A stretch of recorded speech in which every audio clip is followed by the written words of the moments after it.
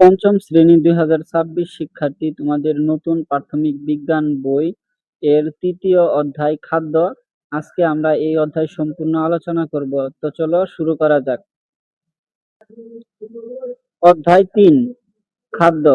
খাদ্য আমাদের দেহের শক্তি উৎপাদন, ক্ষয়পূরণ ও বৃদ্ধি সাধন এবং রোগ প্রতিরোধের ক্ষমতা তৈরি করে। আমরা যে সকল খাবার খাই তার সবই কি পুষ্টি সমৃদ্ধ? স্বাস্থ্য সুরক্ষিত রাখার জন্য ব্যক্তির বয়স, দৈহিক গড়ন বা কাজের ধরন ইত্যাদি অনুযায়ী খাদ্য গ্রহণ করা প্রয়োজন। গৃহীত খাদ্যের পরিমিত পরিমাণের শর্করা, প্রোটিন, স্নেহ, ভিটামিন, খনিজ ও পানির উপস্থিতি থাকতে হয়। অনেক খাদ্য সহজে নষ্ট হয়ে যায়, ফলে খাদ্য সংরক্ষণের প্রয়োজন হয়। খাদ্যের মান, সতেজতা ও গুণাগুণ অক্ষুণ্ণ রেখে সারা বছর ব্যবহারের উপযোগী রাখার জন্য আমরা খাদ্য সংরক্ষণ করি। 1. সুষম খাদ্য। যেসব খাবারের পরিমিত পরিমাণের শর্করা, প্রোটিন, স্নেহ, ভিটামিন, খনিজ ও পানির উপস্থিতি থাকে তাই সুষম খাদ্য। প্রতিদিনের খাদ্য তালিকায় শর্করা, আমিষ ও চর্বি জাতীয় খাদ্য হিসেবে ভাত, রুটি, মাছ, মাংস, ডিম, দুধ, তেল, বাদাম ইত্যাদি থাকে। এর সাথে ভিটামিন ও খনিজ লবণের উৎস হিসেবে পর্যাপ্ত শাক সবজি ও ফলমূল থাকতে হয়। প্রিয় শিক্ষার্থী, বিভিন্ন প্রকার খাদ্যচিত্র এখানে দেওয়া হয়েছে, তোমরা দেখে নিতে পারো। আমরা কি সুষম খাদ্য খাই? কাজ: সুষম খাদ্যের তালিকা তৈরি। যা করতে হবে: 1. উপরের চিত্রগুলো পর্যবেক্ষণ করি। 2. সুষম খাদ্যের তালিকা কি কি খাদ্য থাকতে পারে তা খাদ্য দল অনুযায়ী সাজাই। পরবর্তী পৃষ্ঠা 23। 3. যেসব খাদ্য থেকে প্রতিদিন নিজে কি খাই তাও চিহ্নিত করি। বাম পাশে খাদ্য দল: শর্করা, আমিষ, স্নেহ বা চর্বি, ভিটামিন, খনিজ, লবণ এগুলা দেওয়া আছে। মাঝখানে তোমরা খাদ্যের নাম লিখবা এবং ডান পাশে নিজে কি খাই তা লিখবা। 4 নাম্বার, তালিকা দেখে আমরা খাবার সুষম কি না তা ভেবে বের করি। সুষম না হয়ে থাকলে কোন খাবার যোগ করলে সুষম হতো তা চিহ্নিত করি। সার সংক্ষেপ: যথাযথ দৈহিক বৃদ্ধির, ক্ষয়পূরণ ও রোগ প্রতিরোধ ক্ষমতার জন্য আমাদের প্রতিদিনের খাবারে শর্করা, আমিষ, স্নেহ পদার্থ, ভিটামিন ও খনিজ লবণ থাকা প্রয়োজন। এর জন্য আমাদের সচেতনভাবে খাদ্য নির্বাচন করতে হবে যাতে আমাদের প্রতিদিনের খাবার সুষম হয়। সুষম খাদ্যের তালিকা সম্পর্কে আরো কিছু জানি। আমরা তৃতীয় শ্রেণীতে সুষম খাদ্য, খাদ্য দল ও খাদ্য দলের খাদ্যসমূহ আমাদের শরীরে কি কারণে লাগে তা জেনেছি। শিশু, গর্ভবতী মা ও বয়স্ক ব্যক্তির পুষ্টির চাহিদার ভিন্নতা আছে। শিশুরা ধীরে ধীরে বড় হয়, এদের বাড়ন্ত শরীরের জন্য শরীর গঠন করে, শক্তি দেয়, রোগ প্রতিরোধ করে এমন খাদ্যের প্রয়োজন। তাই তাদের খাদ্য তালিকায় বিভিন্ন ধরনের আমিষ যেমন ডিম, মাছ, মাংস, দুধ এবং দুগ্ধজাত খাদ্য বেশি করে রাখতে হবে। নিচে শিশুদের 6 থেকে 12 বছর জন্য সুষম খাদ্যের তালিকা নমুনা পরিমাণ সহ দেওয়া হলো। প্রিয় শিক্ষার্থী, চলো আমরা এই সুষম খাদ্যের তালিকাটি পড়ে নেই। খাদ্য দল: শর্করা খাদ্যের উৎস: রুটি বা পরোটা বা পাউরুটি পরিমাণ 1 থেকে 2টা 150 গ্রাম। ভাত বা আলু বা নুডলস 1 কাপ 50 গ্রাম। আমিষ: মাছ অথবা মাংস 1 থেকে 3 টুকরা, ডিম 1টা, ডাল 1 থেকে 3 কাপ 60 গ্রাম। দুগ্ধজাত খাদ্য দুধ বা দই 1 গ্লাস, পনির 1 টুকরা, ভিটামিন, খনিজ লবণ, রান্না করা বা কাঁচা সবজি আধা কাপ 100 গ্রাম, মৌসুমী ফল আম, কলা, আপেল, কমলা ইত্যাদি একটি 100 গ্রাম, তেল ও চর্বি ঘি বা মাখন বা ভোজ্য তেল 1 টেবিল চামচ 15 থেকে 20 গ্রাম।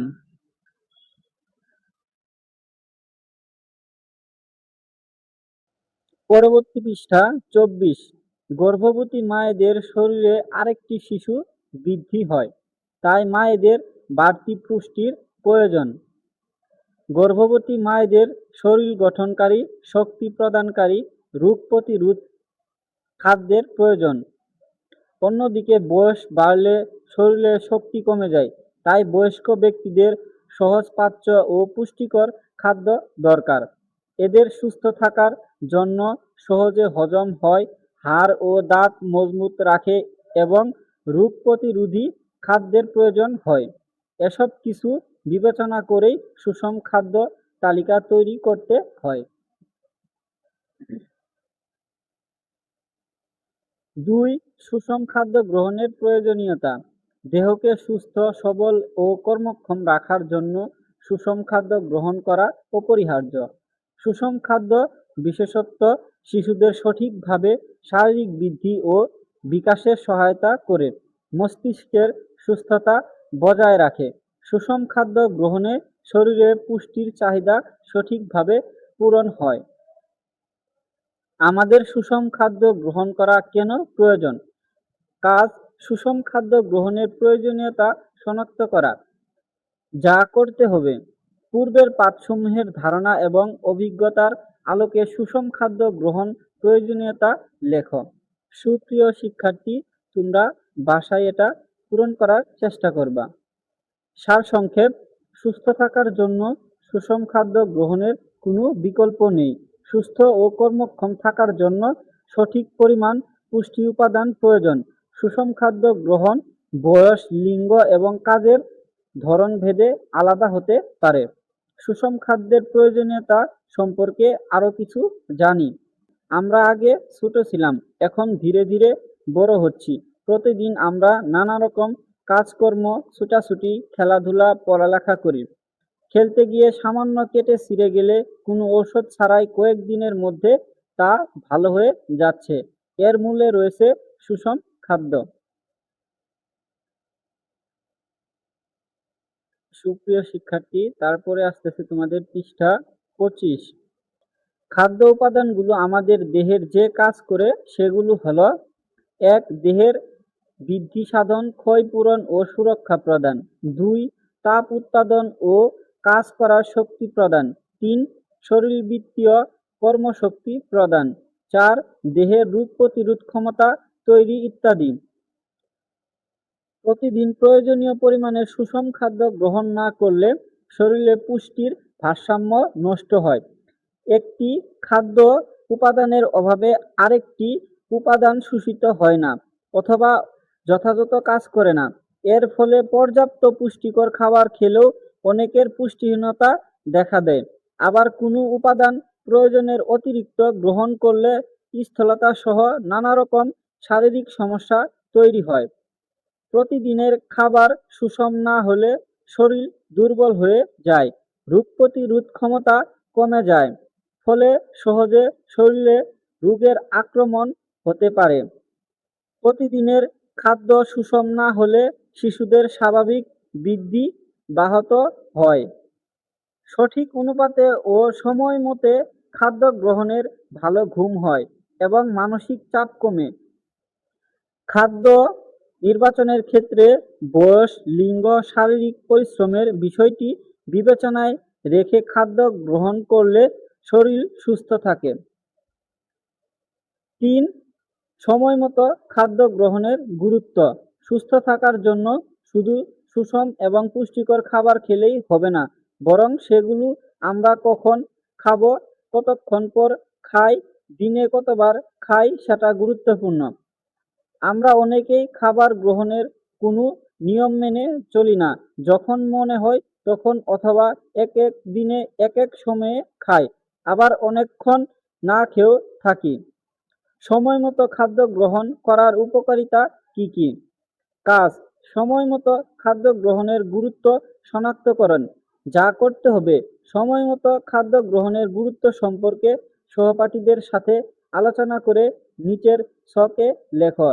প্রিয় শিক্ষার্থী, তোমাদের সহপাঠীদের সাথে এই বিষয়ে আলোচনা করে তোমরা এই ছকটি পূরণ করার চেষ্টা করবে ইনশাআল্লাহ। 26 পৃষ্ঠা, সার সংক্ষেপ।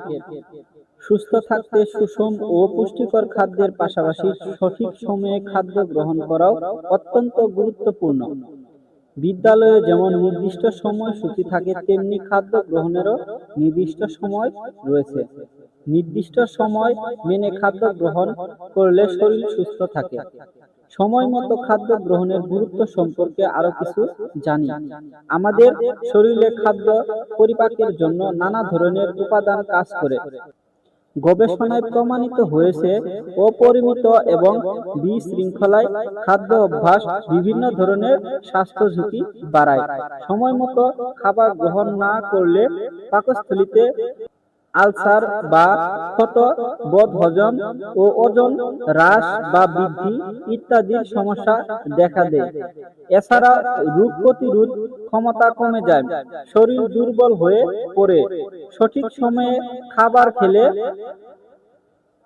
শরীর সুস্থ ও কর্মক্ষম থাকে, মস্তিষ্কের কর্মক্ষমতা বৃদ্ধি পায়, শিশুর শারীরিক ও মানসিক বিকাশ সঠিকভাবে হয়। প্রতিদিন সকাল 8টার মধ্যে সকালের খাবার খেয়ে নেওয়া ভালো। দুপুরের খাবার গ্রহণের সঠিক সময় বেলা 12:30 থেকে 1টা।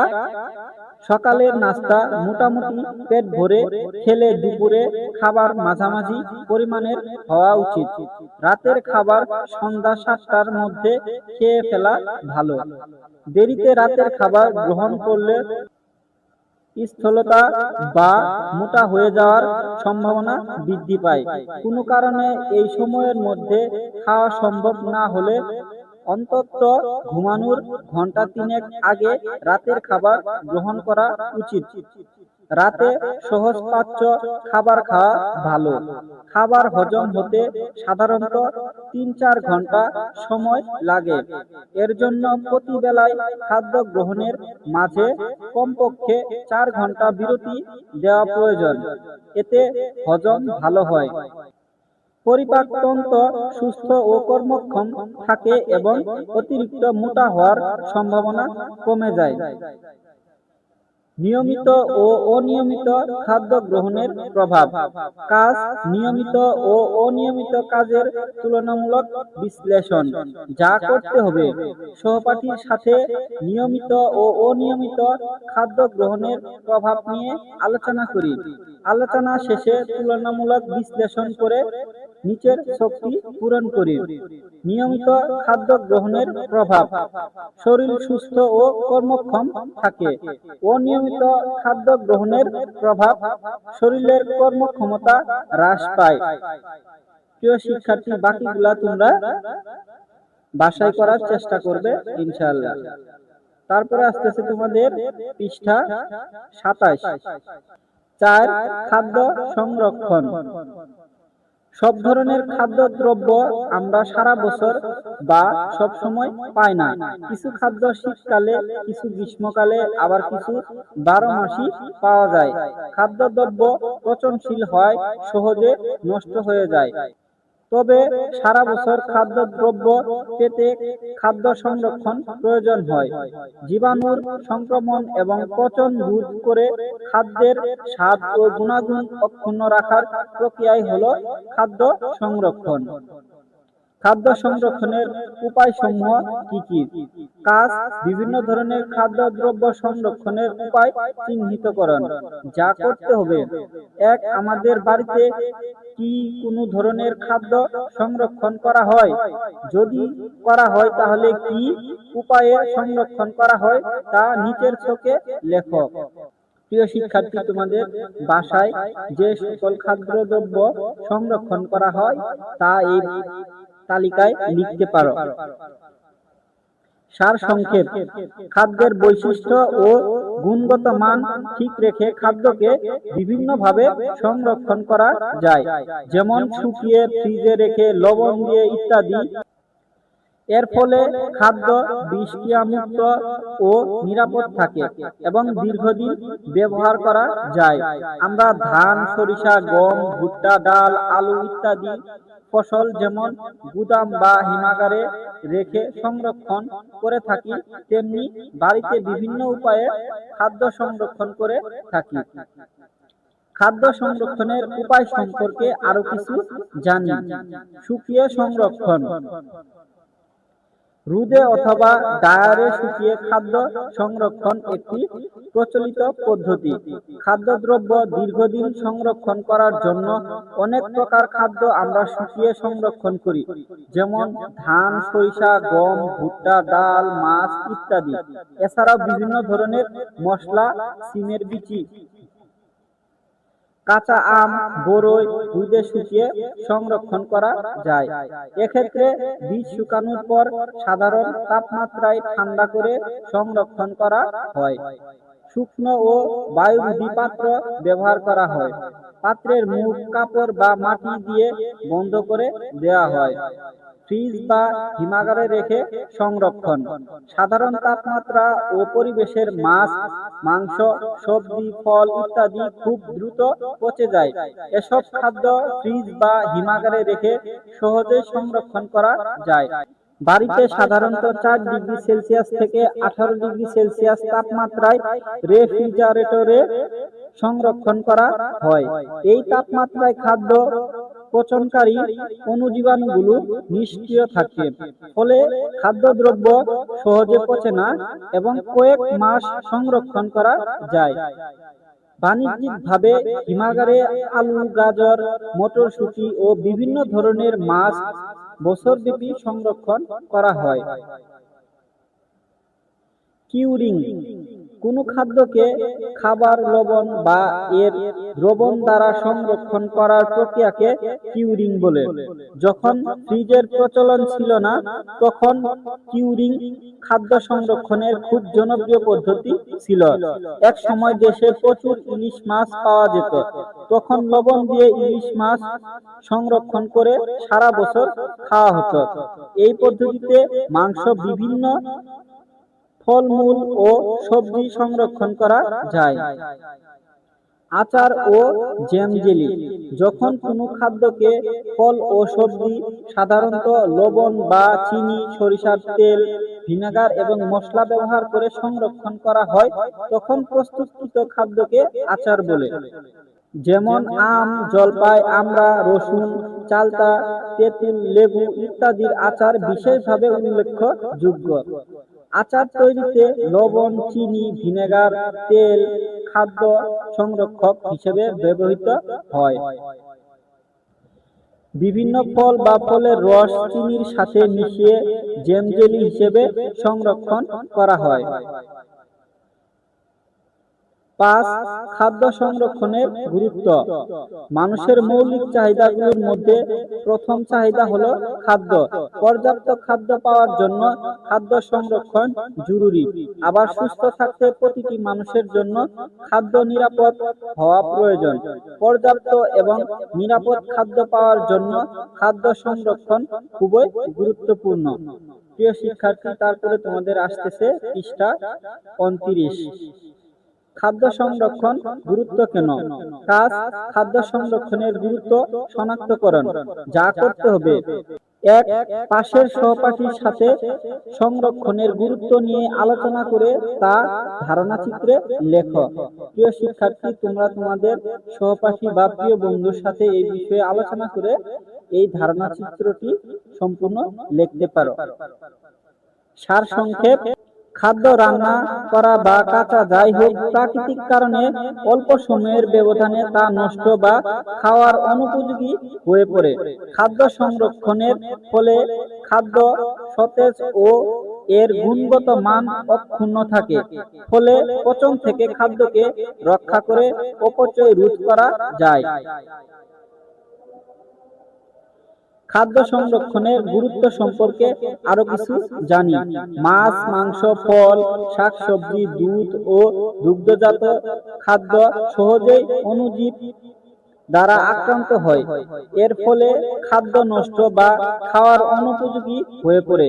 খাদ্য সংরক্ষণ প্রক্রিয়ার ফলে খাবারে পচন সৃষ্টিকারী অণুর জন্মাতে দেয় না। আমাদের দেশে ধান, গম, ভুট্টা, পেঁয়াজ, রসুন ইত্যাদি অধিক পরিমাণের উৎপাদিত হয়। খাদ্য সংরক্ষণের মাধ্যমে এইসব খাদ্য সারা দেশে সরবরাহ করা হয়, এমনকি বিদেশেও রপ্তানি করা সম্ভব হয়।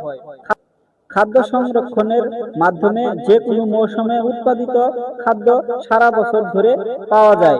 যেমন শীতকালে উৎপাদিত আলু হিমাগারে রেখে সারা বছরের চাহিদা মেটানো হয়। খাদ্যের অপচয় রোধ, গুণাগুণ বজায় রাখা এবং সরবরাহ নিশ্চিত করতে খাদ্য সংরক্ষণের গুরুত্ব অপরিসীম। প্রিয় শিক্ষার্থী, এই ছিল তোমাদের তৃতীয় অধ্যায়ের সম্পূর্ণ আলোচনা। পরবর্তী ভিডিওতে আমরা এই অধ্যায়ের অনুশীলনী প্রশ্ন উত্তর নিয়ে সম্পূর্ণ আলোচনা করব। সেই ভিডিও সবার আগে পাওয়ার জন্য আমাদের চ্যানেলটি সাবস্ক্রাইব করে রাখতে পারো।